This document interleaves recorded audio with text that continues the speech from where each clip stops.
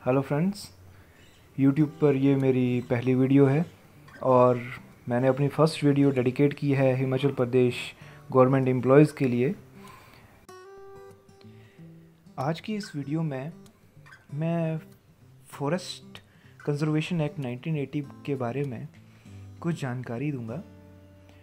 यहाँ मैं forest act 1980 को डिस्कस नहीं करूँगा, पर मूलभूत जो बातें हैं जो प्रत्येक गवर्नमेंट एम्प्लॉय को पता होनी चाहिए, सिर्फ वही बातें मैं यहाँ डिस्कस करूँगा। तो उनमें से पहली बात तो ये है कि जब भी कभी फॉरेस्ट कंजर्वेशन एक्ट में हमें परमिशन मिलती है, किसी गवर्नमेंट विभाग को परमिशन मिलती है कि वो फॉरेस्ट क्लियर हो गया है, तो उसका मतलब ये नहीं है कि फॉरेस्ट की जो लैंड है वो डाइवर्ट कर दी गई है उस विभाग के नाम पे। इसका मतलब ये नहीं है। इसका मतलब केवल इतना है कि फॉरेस्ट ने उन्हें परमिशन दी है कि जब तक आपका प्रोजेक्ट चलता है उसे यूज़ करने की परमिशन दी है, कि जब आप अपना प्रोजेक्ट वहाँ कंप्लीट करिए और फर्दर जो आम जनता है उसके बाद वो उस फैसिलिटीज़ को यूज़ कर सके। पर उसके बाद भी जो फॉरेस्ट की लैंड थी वो फॉरेस्ट के ही पास रहती है और जो मालिकाना हक है वो फॉरेस्ट का ही रहता है उसमें। इसके अलावा हमारा फॉरेस्ट केस जिन जिन एजेंसीज़ के पास मूव करता है वो जैसा कि आप स्क्रीन पे देख पा रहे हैं, सबसे पहले जो डिफरेंट ऑफिसेस हैं उनको मैं डिस्कस करूँगा। जैसे government of India RO office जिसे हम बोलते हैं, रीजनल ऑफिस जो कि हमारा पहले देहरादून में था पर अब ये जो है शिमला में शिफ्ट कर दिया गया है। इसके अलावा नोडल ऑफिसर जो कि हमारा शिमला में बैठता है और ड्राफ्ट स्टेज की जो परमिशन है वो नोडल ऑफिसर ही हमें देता है। इसके अलावा DFO, CF conservator of forest, ये आप सब जानते ही हैं। और यूज़र एजेंसी जो पीडब्ल्यूडी, आईपीएच जो भी एप्लीकेंट होता है वो यूज़र एजेंसी होती है। इसके अलावा डीसी जो डिस्ट्रिक्ट कमिश्नर है जो हमें एफआरए में सर्टिफिकेट अप्रूवल देता है और प्राइवेट लैंड के सीए भी हमें देता है। इसके अलावा स्टेट गवर्नमेंट और हाई कोर्ट और सुप्रीम कोर्ट, इनकी भी कुछ सालों में काफ़ी इंटरफेरेंस रही है फॉरेस्ट केसेस में, जो कि डीएफओ की पावरें इन्होंने स्नैच कर ली थी। उसके बाद जो एफआरए में केसेस हैं उनकी परमिशनें हमें सुप्रीम कोर्ट पहले देता है, उसके बाद ही डीएफओ हमें उसकी फाइनल अप्रूवल दे पाता है। सबसे पहले यूज़र एजेंसी को ऑनलाइन एप्लीकेशन फाइल करनी पड़ती है जो कि अप्रूव करता है नोडल ऑफिसर। तो जैसे ही नोडल ऑफिसर उसको अप्रूव करता है तो एक एक्नॉलेजमेंट स्लिप जनरेट होती है जो कि डिपार्टमेंट का जो हेड है उसकी ईमेल पे आती है। और जैसे ही एक्नॉलेजमेंट स्लिप आती है तो पहला काम यूज़र एजेंसी को ये करना है कि उसे सबमिट करना है डीएफओ ऑफिस में। जब डीएफओ उसको साइन करेगा तो वो उसको जो है वो हम ऑनलाइन चढ़ा देंगे, ऑनलाइन अपलोड कर देंगे। जो हमारा फ्रेश प्रपोज़ल है जो कि हम ऑनलाइन एप्लीकेशन फ़ाइल करते हैं, उसे कैसे फ़ाइल करते हैं और उसमें क्या क्या बातें ध्यान में रखते हैं, उसके लिए मैंने एक अलग से वीडियो बनाई है जिसका लिंक डिस्क्रिप्शन में आ रहा है। आप वहाँ जाके इस वीडियो को शुरू से देख सकते हैं। स्टेज 0 के बाद स्टेज 1 आ जाती है। तो जैसे ही हमारा स्टेटस ड्राफ्ट से चेंज होके डीएफओ ऑफिस आ जाता है तो हमारी स्टेज 1 स्टार्ट हो जाती है।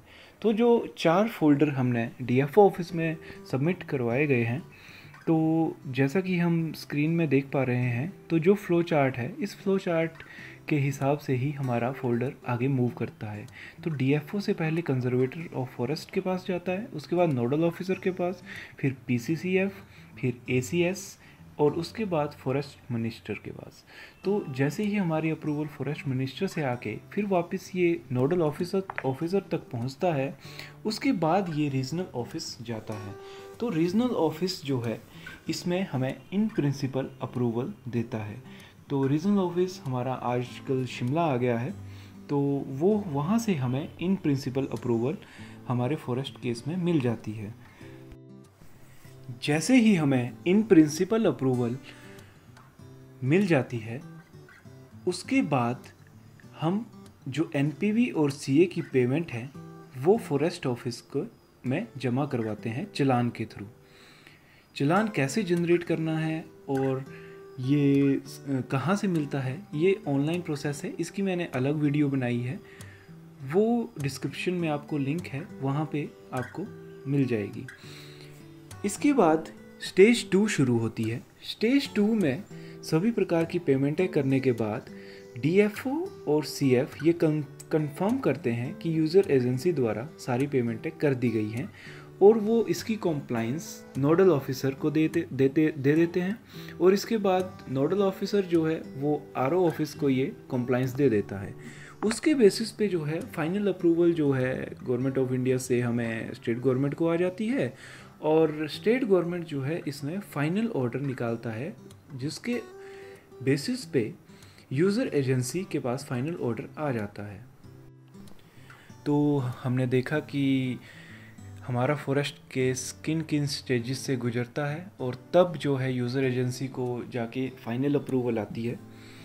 तो इसके अलावा मैं फर्दर आपसे डिस्कस करना चाहता हूँ कि पावर्स अंडर एफसीए एक्ट 1980 की state government, government of India regional office के लेवल पे और government of India ministry of environment, forest and climate control के लेवल पे क्या पावर रहेगी। स्टेट गवर्नमेंट के पास 1 हेक्टेयर तक लैंड में फॉरेस्ट लैंड में परमिशन देने की पावर है और उसमें जो है मोर देन 50 ट्रीज़ नहीं होने चाहिए। तो अप टू 50 ट्रीज़ और 1 हेक्टेयर तक जो है वो स्टेट गवर्नमेंट ही हमें परमिशन दे देती है। और जो सुप्रीम कोर्ट का केस हुआ है उसके बाद जो है हमें सुप्रीम कोर्ट से गाइडलाइन है कि पहले जो अप्रूवल लेनी पड़ेगी वो सुप्रीम कोर्ट को इंटीमेशन देनी पड़ेगी, उसके बाद ही जो है वो स्टेट गवर्नमेंट अप्रूवल दे सकती है। तो इसके अलावा आरओ ऑफिस के लेवल पे हमारे पास जो है जो लीनियर प्रोजेक्ट हैं, लीनियर प्रोजेक्ट जैसे आईपीएच की पाइप पड़ रही है कहीं तो उसे लीनियर प्रोजेक्ट कहेंगे, और यदि कोई रोड में परमिशन ले रहे हैं हम तो उसे भी लीनियर प्रोजेक्ट में काउंट होती है। तो 100 हेक्टेयर तक जो है वो आरओ ऑफिस में पावर है जो हम एफसीए में केस बनाते हैं। तो इसके अलावा जो अदर प्रोजेक्ट प्रपोजल हैं वो अप टू 40 हेक्टेयर तक जो पावर है वो रीजनल ऑफिस में है। वैसे ही हमारे government of India ministry of environment, forest and climate control, तो इसमें जो है जो 40 हेक्टेयर से अबव जो प्रपोजल हैं हमारे, उसमें जो है वो हमें परमिशन मिलती है MOEF से। एंड जो लीनियर प्रोजेक्ट हैं वो अबव 100 हेक्टेयर हैं तो उनकी परमिशन भी हमें MOEF दे देती है। इसके अलावा मैं ये भी डिस्कस करना चाहूँगा कि क्या कॉमन रीज़न है जो हमारे केस, फॉरेस्ट केस को इतना डिले कर देते हैं कि उसमें 1 साल, 2 साल, इवन 5 साल तक उसे क्लियरेंस में ही लग जाते हैं। तो सबसे पहला रीज़न जो मैं समझता हूँ वो ये है कि गवर्नमेंट एम्प्लॉय को ये पता ही नहीं है कि ऑनलाइन प्रोसीजर और गाइडलाइंस क्या हैं। जब उसे ऑनलाइन प्रोसीजर और गाइडलाइन का ही पता नहीं होगा तो वो अपने लेवल पे क्या सुपरविज़न करेगा। पहला रीज़न तो ये है। दूसरा रीज़न मुझे लगता है कि जब हम ड्राफ्ट स्टेज में एप्लीकेशन फाइल करते हैं तो उससे पहले ही हमें जो है जो 4 फोल्डर हैं वो उनकी जो इन्फॉर्मेशन है वो बिल्कुल एक्यूरेट बनानी चाहिए ताकि आगे जो है उस पर ऑब्जर्वेशन कम से कम लग सकें।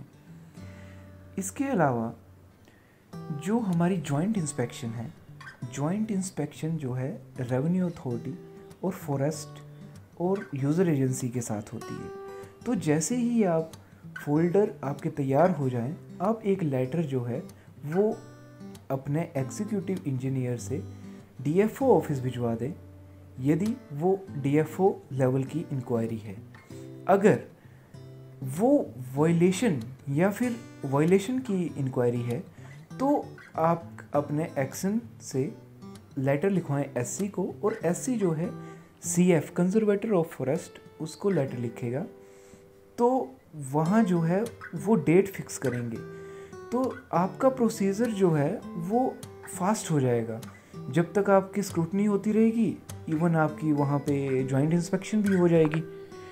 तो ये भी एक रीज़न मैं समझता हूँ कि मैक्सिमम लोग जो हैं, जब आपका फाइनल स्टेज में होने लगता है फॉरेस्ट, तो उस समय जो है जब आप ऑनलाइन कर रहे होते हैं, तो पहली ऑब्जर्वेशन ही यही लगती है कि जॉइंट इंस्पेक्शन नहीं है। तो ये एक स्पीड अप करने के लिए ये अच्छा तरीका है।